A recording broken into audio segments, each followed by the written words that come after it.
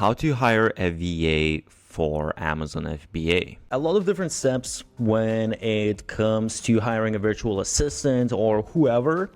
The first one I would say is when to hire. And this is where I think a lot of people make a mistake because they think that they need to grow a big business by themselves first to be able to start outsourcing and all that. And I think it's honestly just stupid if you don't outsource, because everyone has these super mundane tasks that anyone can do it. So what's really the point of you wasting your time to do that? So there's a very simple formula here, and that's basically calculate your hourly rate, and if it's higher than the VA, then hire the VA. So let's say if your hourly rate is $20 and the VA costs $5, you will get 4 times more done for the same amount of money. So it doesn't really make sense. It's better for you to do something else, make the money, and then hire the VA to do the extra work. You're going to extend your time, basically make extra additional hours. And another thing that I think a lot of people don't realize is that you can hire part-time. A lot of people think that, oh, I don't have enough tasks to hire a full-time person. You can just set specific hours per week that you want the VA to do and just do that. But actually, I'll show you later how you can hire someone really cheap. So actually, you might as well just hire someone full-time. By the way, I created a blueprint for the best business model out there, so check the description. So the second step is, where exactly do you find VAs? So there are a few different places like onlinejobs.ph, Fiverr, Upwork, Freelancer. I am going to leave all of the different links. I actually have some discounts if you're going to use some of these platforms, so check out the links. But there are some things that you need to really understand which platform you want to use. So in very short, if you use something like Upwork or Freelancer, which are probably the most popular platforms, those platforms charge 20% fee, and you don't really see that fee because it is charged on the freelancer side. But what it basically means is that even if it's on freelancer side, the freelancer now is basically just going to increase their prices by 20% extra to make that money. They're not just paying out of their pocket. So the total project costs are just going to increase by the 20%. And so basically, let me just show you a quick example. So let's say you have a project that's $1,000. So for this project, because you're paying 20% fees, you are basically paying $200 for the platform, which is quite a lot of money, honestly. By the way, I have created a document of 50 best growth hacks used by the biggest marketers out there. Check the link below. So there are some websites like onlinejobs.ph, which I really like. And in here, for example, what you can do is they have these plans where you pay either $69 per month or $99 per month, and you get 3 or 10 different job listings. So basically, you post a listing here and then people apply for your job, and once they apply, you choose who you want to work with, and that's it. These are the only fees that you ever pay to the platform, and monthly, obviously you can just cancel after the first month if you found your candidates and all that, and that is it. So instead of, let's say, if you know you're going to spend, let's say, $1,000, you might as well just pay $69 and find the person that you're going to work with, instead of paying the $200 for the other platforms that you don't really see right away, but that's what you are paying at the end of the day. And this is especially the case when you are working with someone for long term. But I'm not going to lie, there are also some benefits with the platform. So the platforms such as Upwork and Freelancer and all of those, they handle all of the different issues. So if something comes up, they're basically the third party that is between the freelancer and you. So it's kind of nice to have that in certain cases, but usually when I hire someone that's on ongoing basis, I'm going to hire them directly rather than Upwork or Freelancer. And are some benefits as well if you're using something like Fiverr, because with Fiverr you can find the very specific gig that you just want that executed and that's it, and the person just knows how to do this exact thing. It's a little bit faster and easier. So there are some benefits of using the different platforms. Again, I will leave some more additional extra information if you're interested in what to choose. Now, the next step is how to actually get good freelancers. This is actually the tricky part because hiring is very, very difficult. So one thing you have to understand is don't just expect that you're going to post a job and you're going to get the best freelancers out there. What you need to do is you have to actually sell your job as you are selling anything else. First of all, you have to be very clear on what exactly are the different responsibilities expected by the candidate. I found that this is something that people really value when you make everything very clear. Also, what you can do is you can tell them what they're actually going to learn, because people want to learn, they want to improve the skills. This is basically a benefit. Although people actually just do internships because they want to learn stuff. What are some additional benefits working with you? So for example, let's say for me, what I always like to put is that I allow flexible schedule. I don't do set hours. I do have some small requirements, but usually that's one of the benefits, that you can work on your own time. I also like to encourage people to accept different ideas, suggestions, stuff like that. So I do have a lot of templates, SOPs, things like that people need to follow, but also I'm not going to shut you down. I'm going to help you try to improve and encourage you to be also creative. I'm not going to go too in depth, but I'm going to leave a whole Notion file of all of this and additional tips how to do this. Okay, so the next step is step number 5, job posting. So this is pretty important as well, because this can drastically change your results. So there are a few tips. And the first one I would say is you want to have a specific title. The more specific you are, the better candidates you are going to get. So for example, virtual assistant for wellness e-commerce store. And you might think that this sounds a little bit too specific, but if you just put on virtual assistant, you're going to get a ton of different applications, and it's going to be hard for you to actually narrow down who's the best fit. So if you put it very specifically, okay, someone who's maybe more into e-commerce and someone who maybe has some knowledge in wellness, they might also put that in their application, so it's easier for you to understand, and it's going to just make them want to work with you more. So it's going to find those specific people that are better fit, and again, it's going to save a bunch of time not going through bazillion different applications.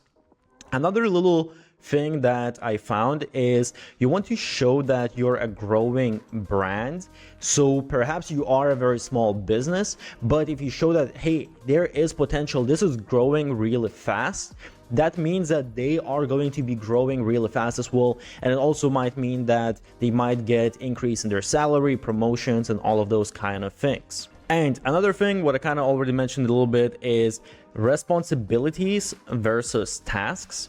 So obviously you have different tasks that you give to people, but you want to name it in a way that it's actually responsibility. So you actually trust people. Everyone wants to feel somewhat important within your business. And this is just one example. There are a lot of different ways, obviously, how you can do this. All right, so the next step is finding best applicants. And there is a specific step-by-step formula that I do here. So first of all, you want to create a list of different applicants. I forgot to open my Notion now, but I will include it in the document. It's just a very basic list where when I go through applications, I just put down all of the different names, and usually I put down some sort of a little note. And as I try to do everything at one sitting, so when I sit down, I go through all of the applications, and it's very easy then for me to put everyone in the order of how good potentially I think they actually are. So then basically I just want to contact the top applicants. One thing I will say is that just a portfolio or a CV really isn't enough. Even let's say if you're hiring someone that you want to do some graphic design work, you want to do, let's say, video work, they might have amazing portfolio, but unless you actually see them in action, honestly, I wouldn't trust it 100%. So what you want to do is, most of the time you want to create some test task, and this should be very short because this is kind of like the first when people are just applying. So I would say limit to somewhere between 10 to 15 minutes and have it pretty straightforward. So for example, let's say if it's virtual assistant, basic virtual assistant, maybe you have some task where you need something organized and something like written or something like that. So it's easy for you to compare basically how different people are performing it within a glance. You don't want to be studying everything. You want to open the application, and within 10-15 seconds, you can kind of get an idea of how well they have done this. When it comes to design, stuff like that, obviously it's much easier. You can ask for specific design, things like that. And then when it comes to the next step, what you want to do is, I would say there are some time management softwares that I use, and I will leave some of the links for the ones that I like. Basically, I ask them to use the time management software where I can actually see the screenshots, so I can see what is their process, how exactly they go about doing things. This is kind of important when you're not in the office. And basically, I choose usually maybe around 3 candidates, depending on who exactly I'm hiring. I would say minimum is 3. Sometimes I go as much as 5, but I give all of them exactly same task.